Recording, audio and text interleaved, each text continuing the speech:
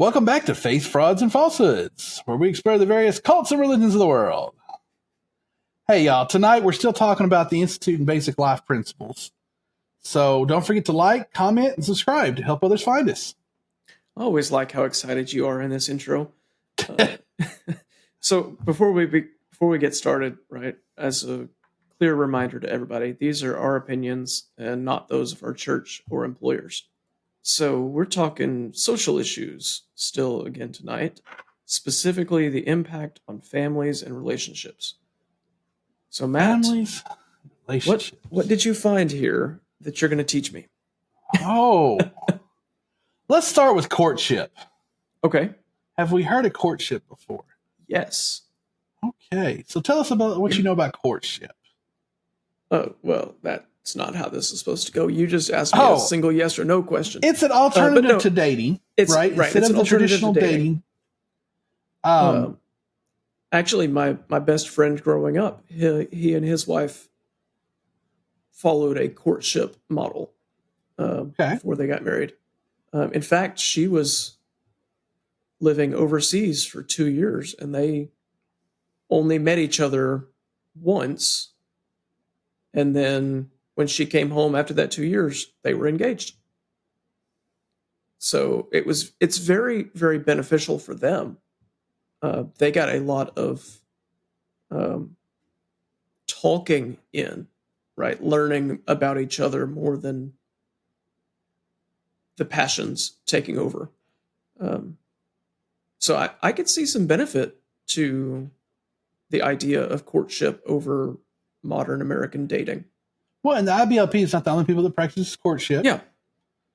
Courtship is, definitely an abstinence thing. There's no sex before marriage and that sort of thing. There's not even kissing or any of that. Right. The way the IBLP practices courtship is the parents are very heavily involved, especially the girl's parents. There is no just casual dating just for fun. You just don't go out for fun. Yep. The whole idea is to enter into courtship with somebody is the result is to be marriage. Correct. Now, it doesn't always have to end in marriage, but that was your goal until you find a reason to stop.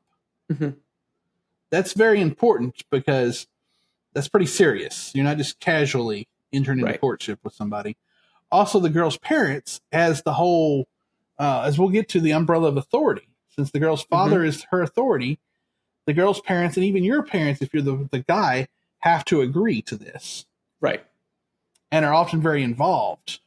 Yeah, which is a very traditional way to do things, right? I mean, it's even how it's done still in many Eastern countries, right?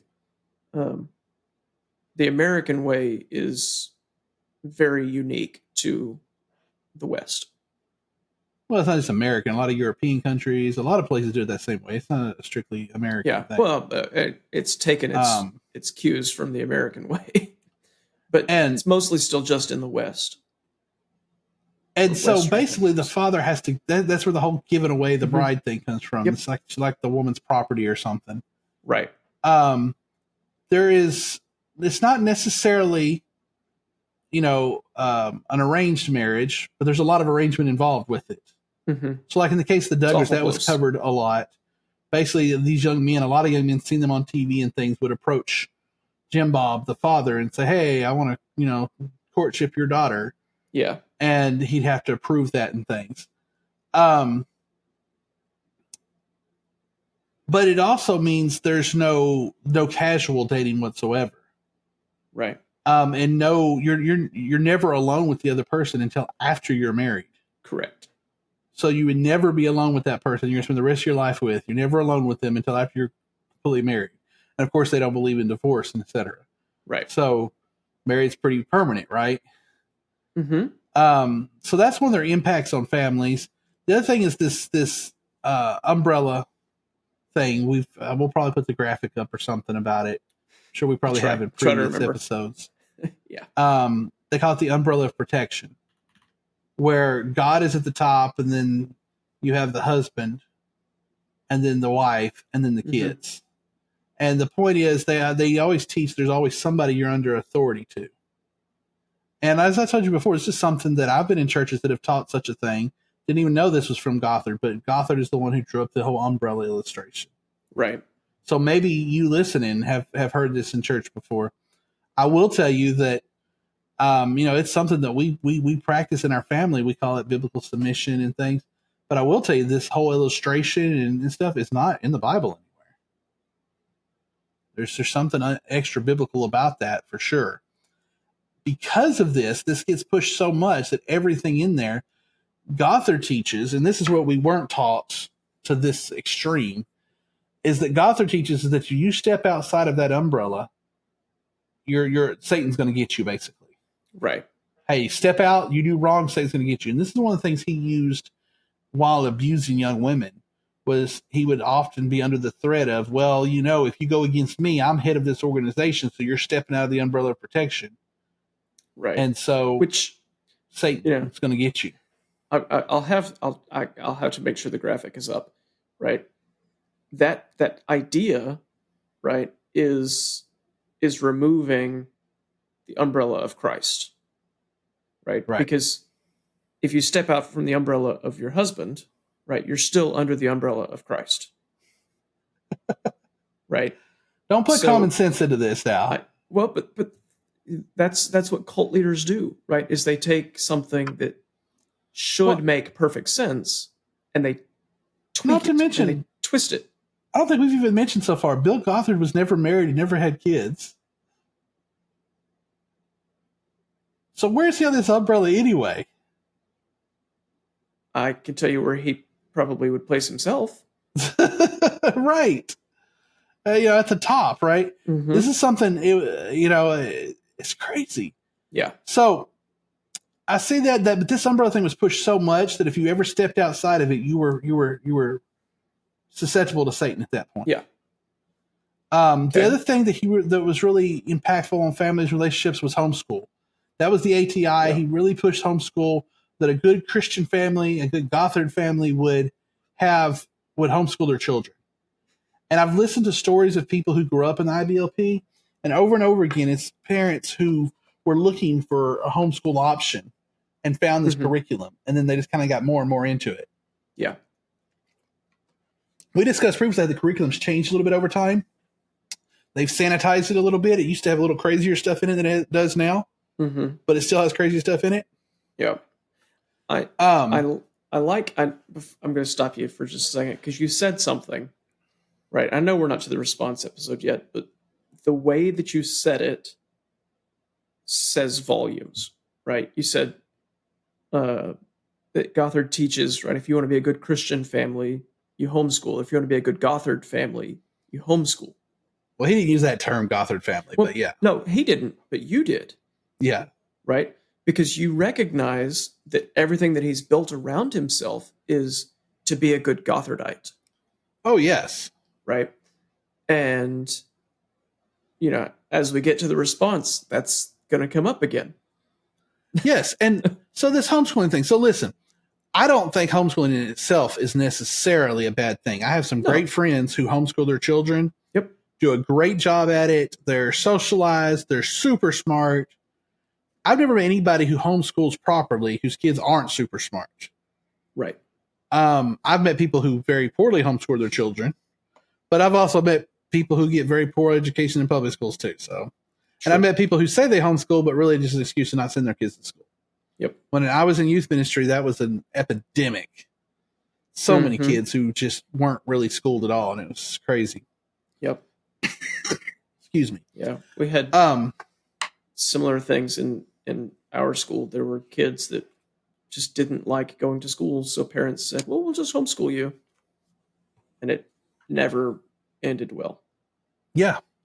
So, but I'm saying, while homeschool is not always great, it can sometimes be very successful. Yes. The problem is the curriculum they followed was very little education to it. Right. And a lot of people who went through that, some have gone on to college and things, have had to work especially hard to overcome the poor education they got. Yeah, more indoctrination than anything else. Yes, it was very much indoctrination and just over the same 7 principles, Yep. Then discipline. Now, in that documentary, Shiny Happy People, Happy Shiny People, right. Shiny Happy People. they talk about Michael Pearl, and he was kind of part of this, and he spoke at some of the seminars and stuff, and he wrote the book on discipline and things. They really advertise discipline in corporal punishment, spank your child, and that sort of thing. But they also went even further. Mm-hmm. One of the things that came up in the documentary was the concept of blanket training. And you asked me earlier, what is blanket training? Yeah, I had to ask because I didn't have a clue what you were talking about. This is when you take a child, usually between 6 and 8 months old. You put them on a blanket. Just started crawling, kind of scooting. Yeah. Right. Maybe crawling, maybe not even crawling at that point. Yeah. But can set up and things. And you take a favorite toy and you put it at the edge of the blanket. And when they go towards that toy, you tell them no. You tell them no. And if you just stop there, that seems a little mean, but okay, your child's not a dog, but okay. But no, they go further. Then you swat their hand. It's even been said that Michael Pearl said you hit them with a glue stick. Now, why would you hit a child with a glue stick? Because a glue stick won't leave a bruise. If you have to pick an instrument to hit your child with that won't leave a bruise, you're doing something wrong. Yep. Absolutely. Okay? And look, I'm not necessarily anti-spanking or something like that. Mm-hmm. I'm not saying all that. But I'm definitely anti-hitting a 6 to 8 month old child in whatever situation. Oh, yeah. At all. Yep. I don't care. The child killed your mother. You don't hit them. Right. You know what I'm saying? Not that a 6 month old could. That's the point. Yeah. And the whole point of this leads to obedience. Mm-hmm. Now, I'm going to say something, and I want you to finish it for me. Obedience is doing what you're told, when you're told, and with the right attitude. So they really practice this obedience thing, staying within the authority, staying in the umbrella. They start at 6 months teaching the children to be obedient. Being obedient is not just doing what you're told. It's doing what you're told, when you're told, with the right attitude. Yep. And I've actually heard it say what you're told with the right heart and attitude. Yeah. As well.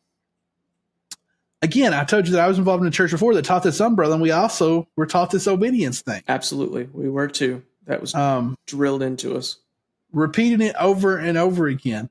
And I don't think obedience is, and again, it's another one of those wishy-washy things. Obedience itself is not necessarily a bad thing.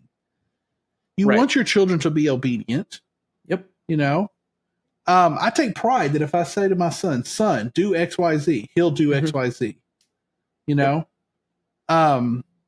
I praise him for that when he does X, Y, Z, because that's being good. He's being obedient. Yep. That's not necessarily a bad thing, but like so many things, they push this so far. And then their thing is, well, if you're not obedient, you're outside the authority. Satan's going to get you. Yep. Which is what cults do, right? They take the extreme position every time. So, and then even more into that extreme position, women not working outside the house. Now, some of this is functional if they're going to homeschool the kids, and that a woman's job is pretty much just to have kids, and she can't ever stop having kids because she's outside the will of the Lord. If she stops having kids or does anything to make a kid not happen, anything, there's nothing she's supposed to do to stop a kid from coming. Then women can only work in the home. There is no outside work for women. That's not cool. Now, there is an exception, like there's an exception in all cults. You can go work for Bill Gothard, and that doesn't count. Right, because,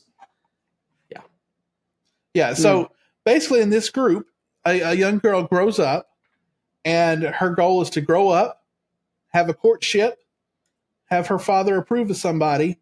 She marries them and immediately starts having as many kids as she possibly can, or go become a Gothic girl. Right. That's their only options in life. That's a sad life. And listen, I don't have a daughter, but if I had a daughter, I wouldn't want that for her. Right. I do have a daughter, and that, no, that's awful. Well, and I've met your daughter. She would not submit to such a thing. Nope. Nope. She wouldn't. When she's Supreme Court Justice one day. Right. You know what I mean? Exactly. But yeah, so this kind of just all fits into that.